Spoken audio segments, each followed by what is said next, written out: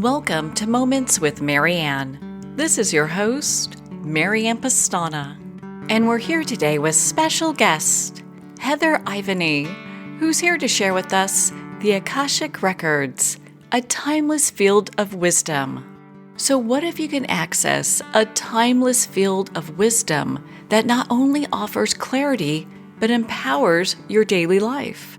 Well, today's guest is here to share with us just that. Heather Ivany is an internationally recognized leader in the field of Akashic Records, leading transformative trainings and immersive retreats across the globe. For over 20 years, she has been at the forefront of making this ancient mystical practice accessible and practical for modern seekers, spiritual entrepreneurs, and conscious leaders.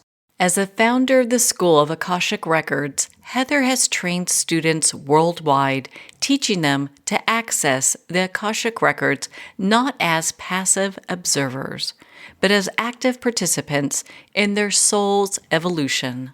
So welcome to the show, Heather Ivany. Thanks for having me, Marianne. I'm excited to be here. Oh my goodness, what an honor it is to have you here and to talk about this. And I can't tell you how excited I am that we're going to dive into this. And one of the things that I found so fascinating that you talk about is intuition as a gentle living intelligence. What do you mean by that? Well, I think oftentimes when we start to play with spirituality or consciousness or connecting to the bigger field of life, oftentimes the instinct is to go external in order to sort of reach for something outside of ourselves and see if we can pull it in a little bit closer. And my experience with working with the Akashic Records is that it's almost like a percolating from the inside out as well as the outside in, meaning that it's threaded and embedded in absolutely everything. So to any of your listeners that are new to the languaging of the Akasha, the Akashic Records the Akasha itself is this subtle field of existence. It holds memory and potential and vibration, and it's the space in which everything arises from and it dissolves back into.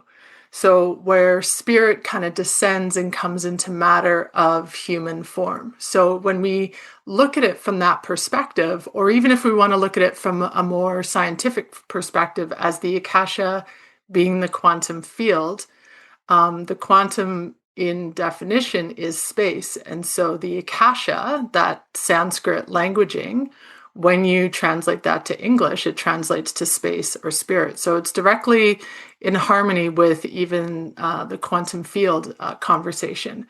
So if it's everywhere and in everything, then it literally is not something that you can reach for because you're always in it. It's like a quantum soup, if you want to think of it that way.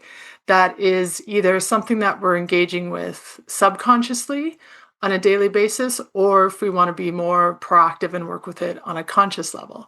So when I start to sort of steer students' perspective in viewing the Akasha as not something that you're trying to attain, but something that you're building a relationship with, it sort of softens the experience for them. Well, and I like to dive into this a little bit more because I think when we hear about this energy and just how it's around us, how is that different from the Akashic Library or the Akashic Records?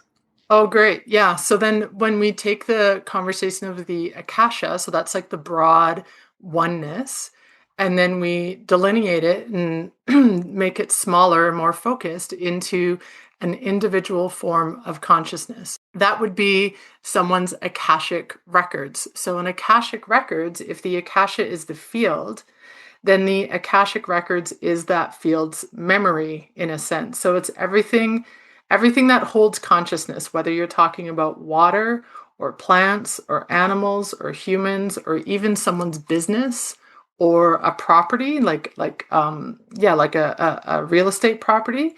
It has its own personal divine blueprint, which we call the Akashic Records.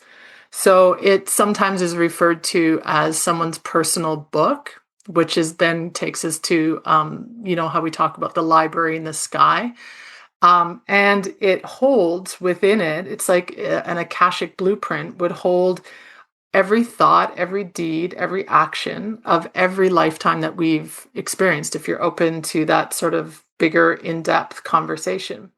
So it's not stored as judgment, it's literally just pure information or data that's available to us. So in the quantum conversation, we talk about how our thoughts have impact. So when we're thinking a certain way, it has a ripple effect that radiates out and it has imprint on the things in the spaces around us.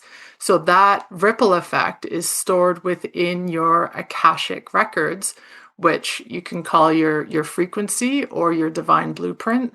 And so when we're reading the Akashic records, we're tapping into someone's specific radio frequency, dialing it in, and getting information from one's Akashic records.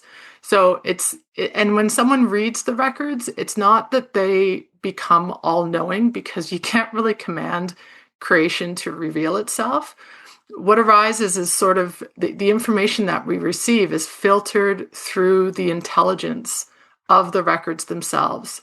That is an intelligence that's kind of beyond the cognitive mind. So it's not about controlling, it's about building a relationship and communicating between the non-physical and the physical. Well, thank you for taking the time to explain that, because I think a lot of times when people hear about the Akashic Records, they're like, "Oh, that's something that only really gifted people could access or understand." Is this something available to everybody? Yeah, I think it's like anything else where if you have the desire to build the muscle, then there's steps and skill sets that you can work towards achieving that. So can anyone run? Absolutely. But can certain people train themselves to a point where they can be competitive athletes and maybe even go to the Olympics? So it's not that we're trying to get to the Olympics when we want to access the Akashic Records, but it is a conscious co-participation with your intuitive side. And so for me, intuition is just this broader umbrella for what we break down into someone's clair abilities. And the four main clairs that I like to work with is clair audio, claircognizance, clairsentient, and clairvoyance. So everyone has senses. That's how we interact and make sense of this human world that we're a part of. These are qualities that are only available to us in human form. So they're sacred. They're sacred, and they're highly receptive. And so when we want to be able to engage in accessing the Akashic records, we take our skill set of our senses. So if you take the sense of sight, when you start to dance with it, it gets lighter and lighter until it filters into what we would call clairvoyant, which is the ability to see with eyes closed or see with not an actual object in front of you. And then your clair audio is connected to your sense of hearing. And so when your sense of hearing starts to lighten into clair audio, it allows us to be able to hear without sound being present. And then so on and so forth with clairsentient and claircognizance. Claircognizance is your inner knowing, and clairsentient is your ability to feel without a sensation stimulating you. So if we have access to our senses, why wouldn't we have access to our clairs? And the difference between us viewing it as being someone who's gifted versus someone who's not gifted would simply be the difference between someone co-participating and building the muscle and working on it with consistency versus just the attitude of you're born with it or you're not. I like that analogy about running. We can all run, but a marathon definitely would be something we would have to practice for. Yeah, you got to train for it. Yeah. So it's the same sort of intention. I think that's actually almost true for anything. Like if you want to be a really good musician or if you want to be a really good writer, it requires a conscious commitment to building the muscle towards it. And almost, if you want to stretch it a little bit further, it's almost like, if I can be so bold, it's an excuse to play small when we want to view someone's talents as external, and you're either born with it or you're not, because it lets us off the hook from developing our own authentic way that we want to be showing up in the world. So, do you help guide people through different stages of awakening? Yeah, well, I think that so I've noticed a surge since COVID. So since we've kind of moved through that whole experience of COVID, it has popped a lot of people into having greater access to their own senses and their own clairs. The why of that, I haven't gone into tunnel in, but that's where I saw a big shift. Where, so for example, like prior to COVID, I would have a lot of individuals coming my way, and they would be, clairvoyant or clairsentient. Like they would have one, maybe two clairs that would be popping for them. Almost like since COVID, every single person that comes through my training or just doing an Akashic session with me, they're multi-claired. And so there's this whole almost like dance that they're playing with allowing the different clairs to feed off of one another and give them greater access to a broader range of information. But for those that are, starting on the path of awakening, what I noticed for some reason with spirituality and consciousness is that, if you wanted to learn about investing, chances are you're going to read a little bit on it. And if you start to get confused, you're going to reach out to someone that can coach you and teach you how to understand the world of investing more. But when it comes to consciousness, and when you start to feel the nudges of like something's stirring, something's awakening, we have this hyper independent personality where we're just like, I'll just figure it out on my own. And we don't prioritize reaching out and having a mentor of some sort. And it doesn't have to be a forever mentor. How I work with my mentors is I'll go and I'll sit with them for a certain amount of time. I'll get sort of the gem of the nuggets and information that I need to help me get past either my blind spots or where I feel I'm a little bit stuck. And then I kind of go and I contract a bit and I go into my cocoon and I assimilate and I work out, okay, what's for me, what's not for me, what feels like I want to expand on and what don't I. And I'll tunnel in for a little bit until I sort of reach the end point in the other direction where I'm like, okay, I've come so far into myself that now I feel separate from life. And I feel like I'm not able to support my own next becoming. So then I'll emerge out of that cocoon and I'll go back to the external and I'll either work with the same mentor or I'll go and find another one that can support me in how my essence wants to grow and expand next. And I think that we just don't give ourselves enough permission to be able to work with mentors and teachers when we're on this path of awakening, especially when it's intense, because it can be quite intense for a lot of people. And so when they don't know how to be with it, then we just get distracted by the, thousands of options that are out there for us. So, how can this field and the records really help us, especially during times of transition or uncertainty? Well, I find that when we take the time to develop our own intuitive skill set and use this as agency to our intelligence, it naturally has the side effect of building a sense of self-trust. It helps us to see more choices that are available to us, and it gives us agency to work with that. So it's almost like there's so many different parts of ourselves. There's the physical part of ourselves, there's the emotional mental part of ourselves, there's the energetic component, there's the intuition. And when we're sitting in one room within ourselves, we're missing half the view. So if we're only going to sit in our mental component or sit in our physical component and develop ourselves physically, whether it's through nutrition or sports, or we're going to develop the mind through gaining knowledge and information, but then we leave out these other layers of ourselves, the energetic layer and the intuitive layer, then we're only moving through life with like a half full cup. And so when we start to consciously choose to develop the part of ourselves that's connected to the non-physical realm, then we just have so much more skill set and tools in our kit to work with when we're faced with chaos, crisis, challenge, or joy and fulfillment. Like part of what I do in the Akashic training when I'm working with people is we spend time in opening up the Akashic records and hitting the ceiling of what we feel we're what our potential is, almost like the light of our own sense of self. And then how I'll work with people is like, can we stay in that resonance, that frequency, and can we track more time? Can we build a higher tolerance in our system to hold more expanded states of light, to hold more expansive states of our own wonderment within ourselves? So that when we have joy and abundance coming towards us, we can receive it without pushing it away. Well, I know you're so highly gifted at the work that you do. I wonder, do you ever get people that ask you whether or not they know that the guidance they're getting is real or is this imagined? How do they discern that?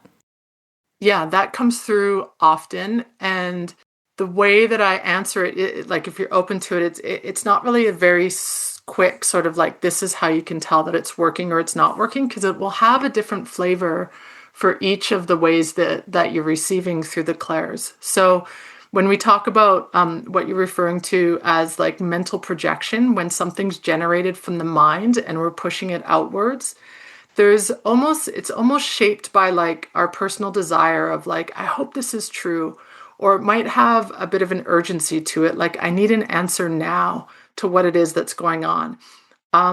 So it feels kind of busy. It'll feel like you're efforting, like you're looping. It might feel anxious or excited or defensive or argumentative. Whereas when you're working with what I refer to as like your coherent intelligence, which is the information that arises through you, not from you, it's not emotional, it's not dramatic or forceful. It has a feeling of being almost neutral or calm or steady rather than urgent.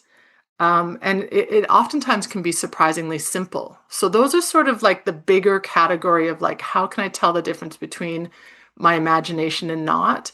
But then if we want to tunnel in and get a little bit more specific, when we're working with something like, for example, clairaudience, which is the inner sound. So when something comes through as a clairaudience, first of all, it's going to be sounding like your thought voice, that internal sound of that's whispering to you. It's your own internal thought voice sound. And for a lot of people, that's surprising because they assume it's like some other voice in their head from some other culture in the world, when the reality is it's a version of you, not in physical form. So your clairaudient, when it comes through, it's usually very clear, it's short, and it's non-negotiable. Whereas your thought voice is going to be a little bit more wandering. It's going to have a story connected to it usually, and it will have like an opinion. So that's sort of how I tell the difference between like, am I making it up or am I not making up when I'm in clair audio? But then when you're in something like clairvoyant, so this is your inner seeing, when you're kind of pushing it from your imagination, it does feel like that. It feels like a push. It feels like you're sort of planning the next scene as it's unfolding behind closed eyes. And it feels almost like you're creating the movie reel. Whereas when you're in the essence of your clairvoyance, it's almost like you're sitting back in the theater and you're watching the movie unfold, and you almost get surprised by certain scenes that come forward. It's not what you were expecting. So there's a difference there. And then, for example, what have I missed here? Like your clairsentience.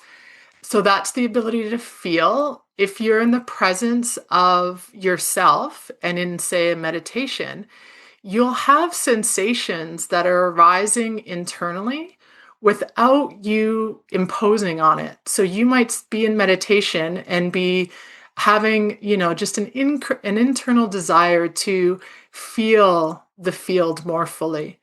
And then you start to almost get a flush of heat run through your body, or almost like a fuzziness in your fingertips, or like the heart's expanding.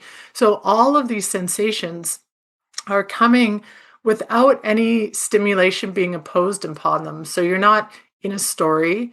There's no one else in the room that's kind of imprinting their energetic field on you.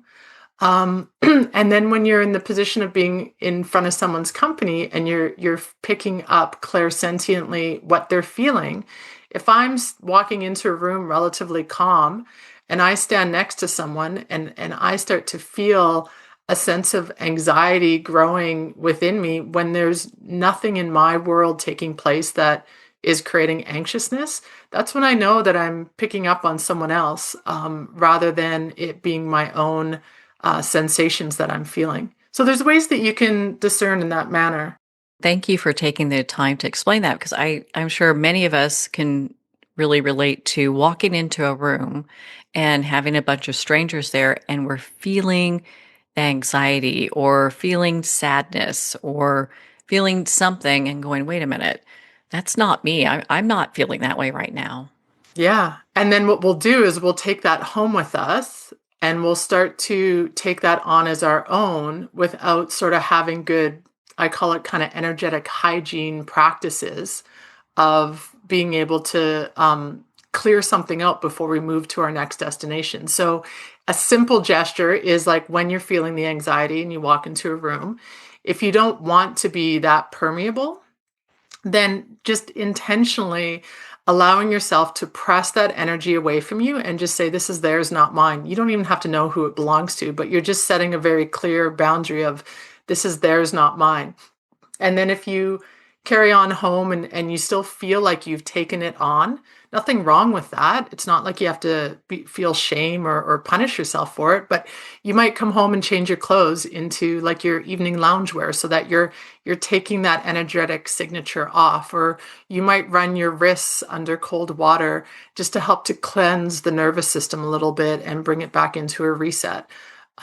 Or just brushing off or shaking out the hair. Like there's lots of things that we can do to just kind of like release what we feel like we might have velcroed onto ourselves, from one place to the next. Oh, I think so many people can relate to that. I've actually, in fact, recently I was at a restaurant waiting to pick up my to-go order, and a lady came in, stand next to me, and I could just feel all of this, I will call it discordant emotions. Mm. And I had to move to a little bit of a further place to not be in that energy because I was picking it up. I could feel it. And you're bringing forward such a great point. Like, know your own skill set. So if you know that the couple of things that you're trying in that moment aren't working, kudos to you for being like, you know what, I'm just going to pick myself up and move to another spot because I don't whatever is taking place here is bigger than I'm equipped for. So I'm just going to remove myself from it. I've done that in like before when I used to work in yoga studios. There, when the energy of the yoga studio is something where every time I'm coming home and I've got a frustration taking place, there was a point that I got to where my husband's like, you either stop talking about this or like I don't want to hear it anymore, because he's like, I'm done with you bringing this home all the time. And for me it was like, you know what, I have such a hard time not taking this on that I chose to just leave the studio and go work somewhere else, and it was the best decision that I made at that time. So just really knowing your own skill set is so important. And just like, we're not walking in lives where we're in a constant state of equilibrium. We get triggered and tugged at all the time, and it's important to be real and honest with where we're at and meeting where we're at rather than assuming that we're at a different place than what's being presented to us. So great point that you brought forward, Marianne. Oh my gosh. I mean, what an aha moment spending this time and talking about that because I think so many people are experiencing the same thing. Because we can get into a room, we're like, oh my gosh, this is such a great room. People are happy. This is awesome. And other rooms where it's like, ooh, I can't breathe. And so having this information so that we can better take care of ourselves, I mean, how profound is that?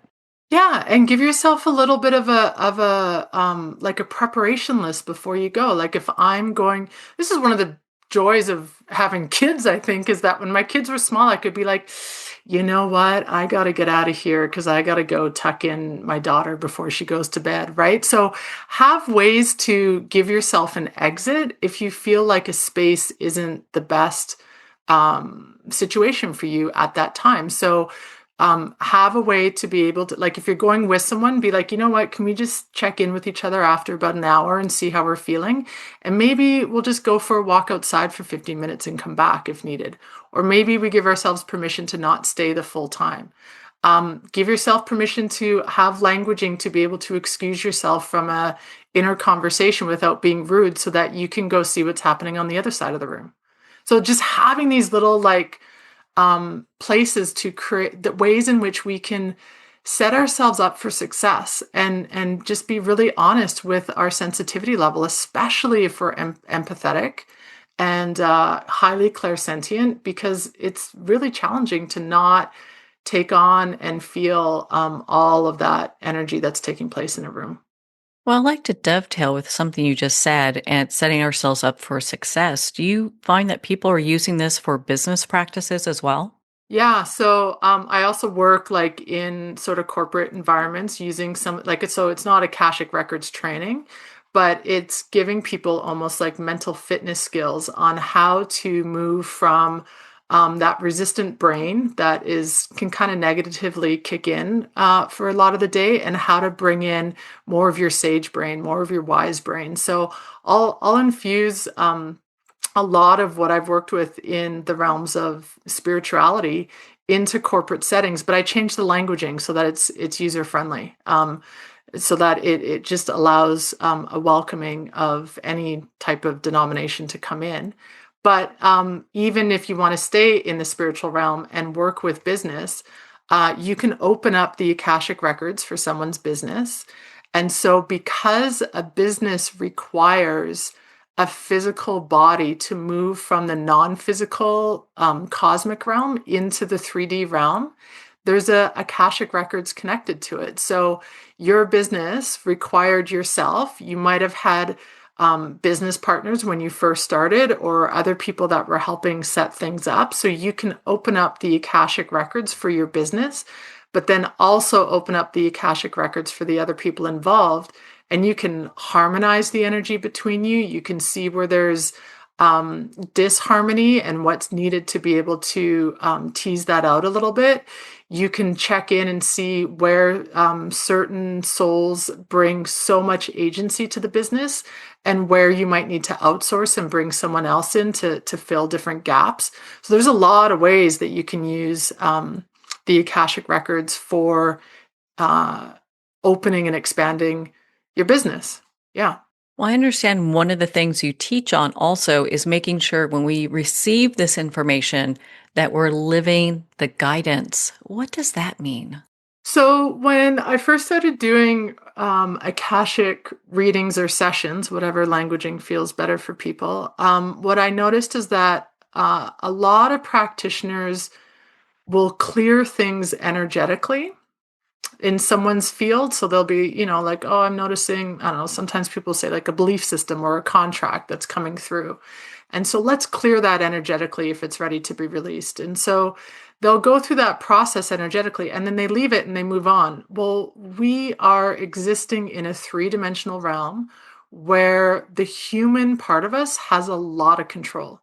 So when we hold hierarchy of, oh, well, I cleared it energetically, therefore everything's going to be great after this, oftentimes that isn't enough. So what I'll do is I'll support someone. It doesn't even have to be clearing. It can be like, let's say someone wants to bring in something more. They want to have more financial abundance.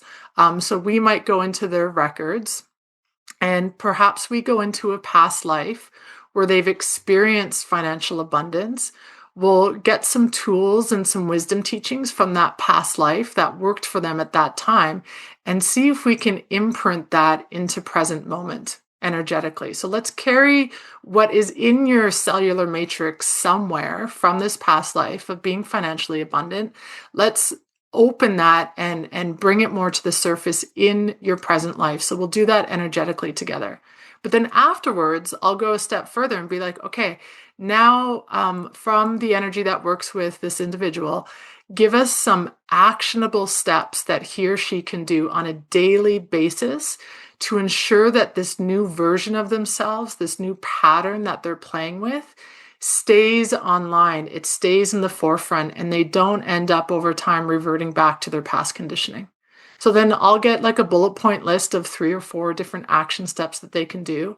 And so once the session is complete, their sort of invitation is to keep up on a daily basis with the different action steps so that the new version of themselves that they've kind of imprinted stays on track. And then they might come back, 3 to 4 to 6 months later and be like, okay, I need more because I feel like I've outgrown these action steps that I've been doing. And so we'll go from there and keep going.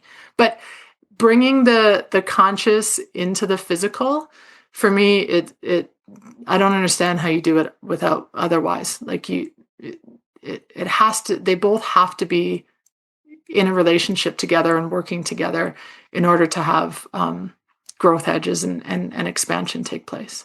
Now, does this help people understand and gain control over limiting patterns? Because I know so many people have that within their lives. Yeah, so some people's limiting beliefs, what I'll do is I'll check in and be like, okay, is this a limiting belief from this lifetime?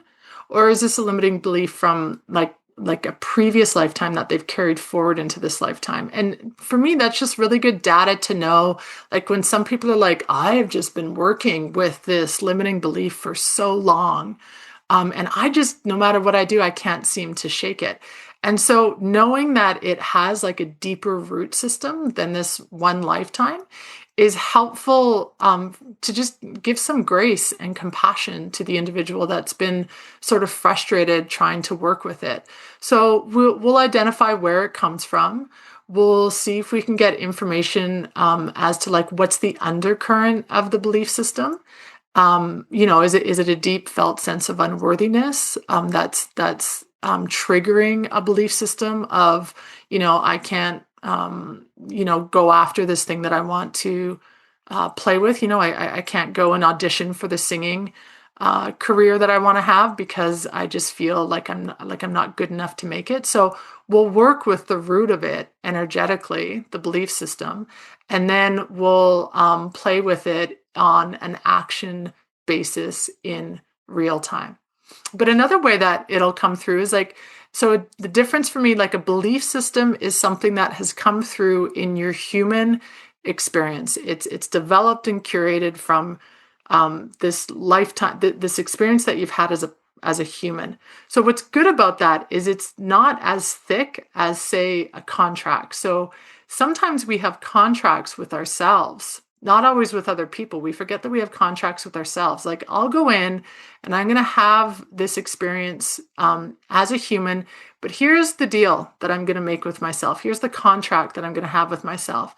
So sometimes when we're clearing contracts, when we're looking at different contracts that we have, sometimes they don't clear because they actually serve you in this lifetime. So what we're actually looking at is like, let's change the perspective of how we're viewing this as a negative and start to see it as an opportunity. And sometimes it is like a very old kind of no longer needed contract. And it's almost just has like these loose energetic threads. And we're just kind of consciously releasing it and kind of blowing it like a leaf blower out of our field so that it no longer starts to trip us up. So there's different, sometimes it's contracts, sometimes it's beliefs, sometimes it's just an agreement, like a verbal agreement that we might have with someone. Sometimes people are like, when we go into it, like I had a client once who was like, I'm in this field of being a doctor and I just don't really enjoy it. And what I really want to do is move into being a writer. And so when we kind of teased into like, where's the resistance in that? Where is this coming from? What actually came through was an agreement that she had as a young girl with her father.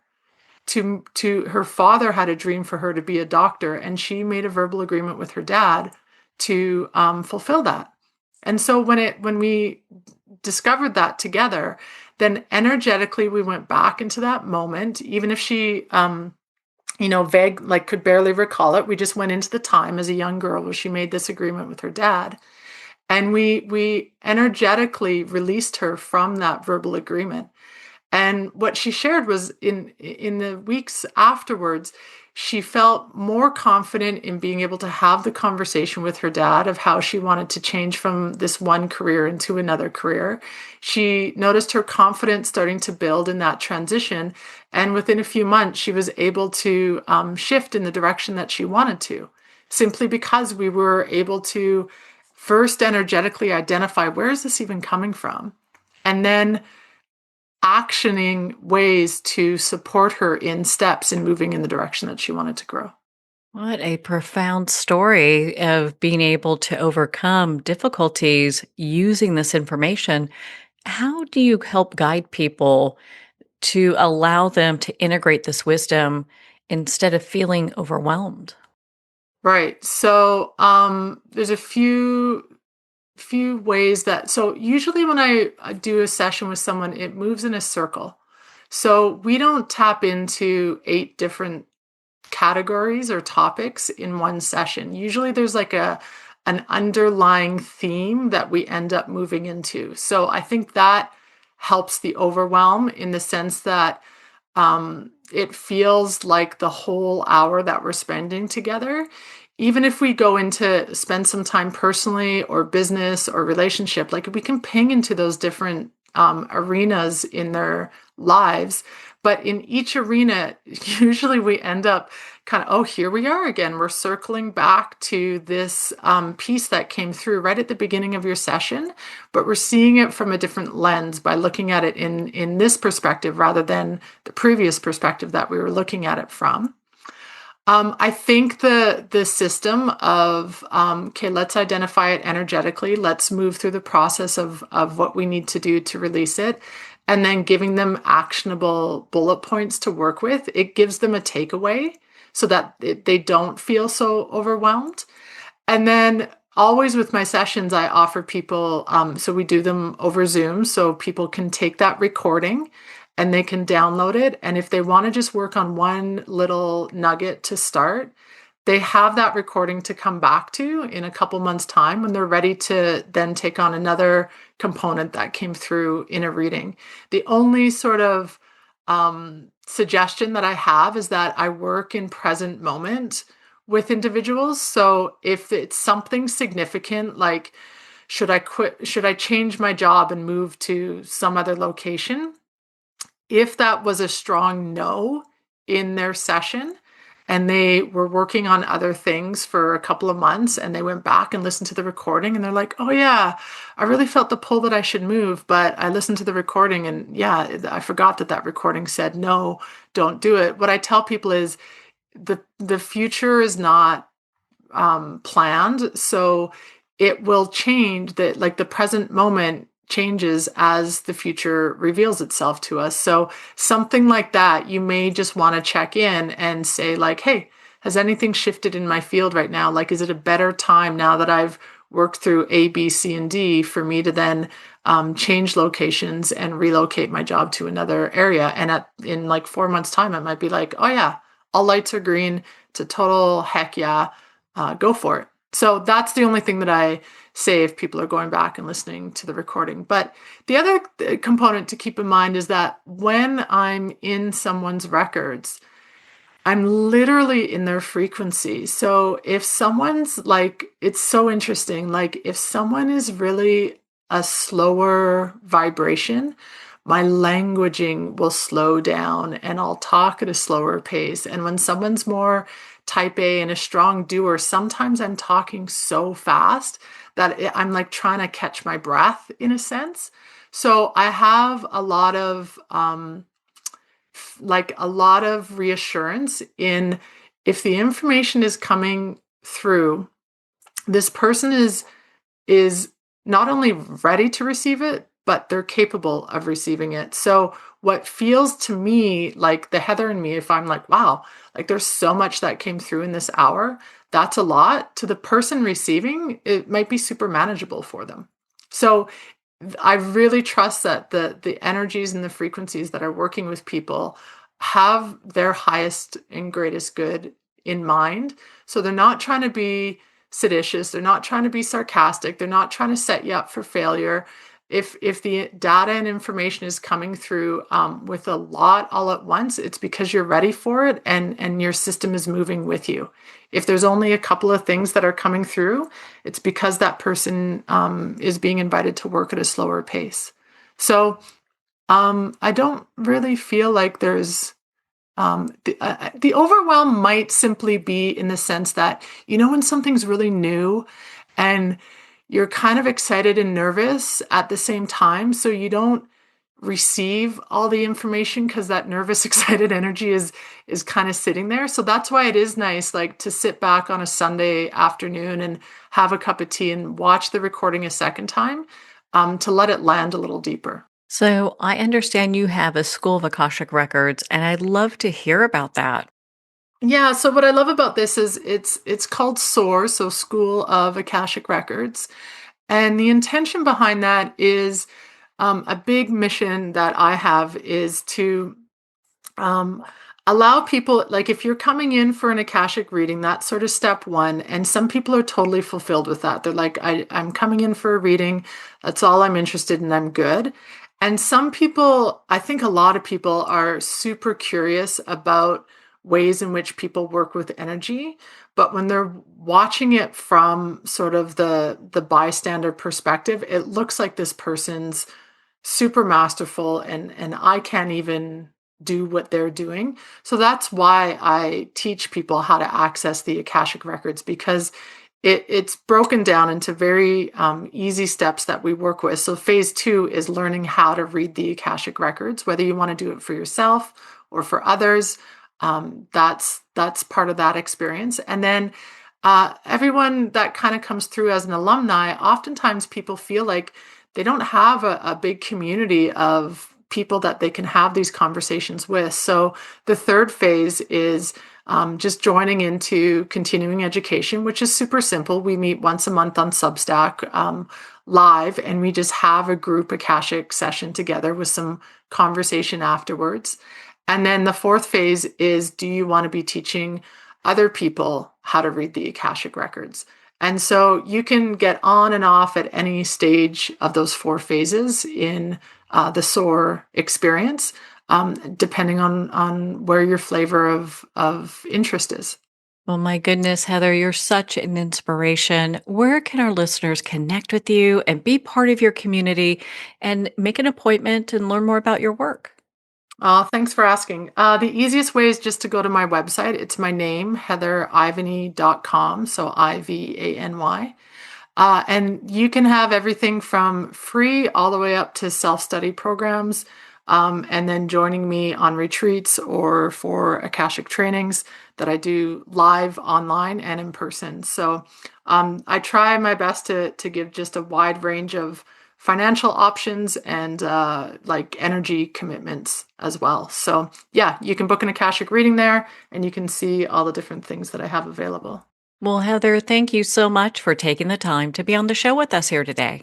Well, thanks for inviting me. I've really enjoyed the way that you've posed your questions today. It's been a pleasure. Well, thank you, Heather. It's been such an honor to spend this time with you and to talk about the Akashic Records, a timeless field of wisdom. Make sure to visit Heather's website at heatherivany.com, where you can learn more about her school, be part of her community, and schedule your private appointment. Well, we're at the end of our time today. I'd like to thank everyone for tuning in. You've been listening to Moments with Mary Ann, where we make every moment count.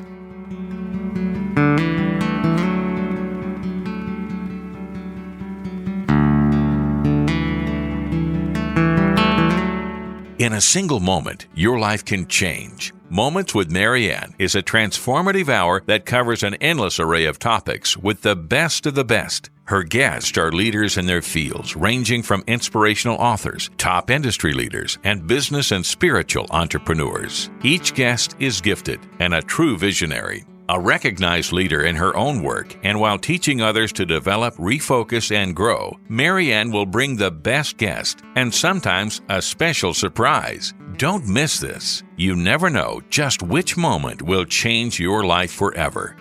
Make sure to tune in and visit momentswithmarianne.com for more information.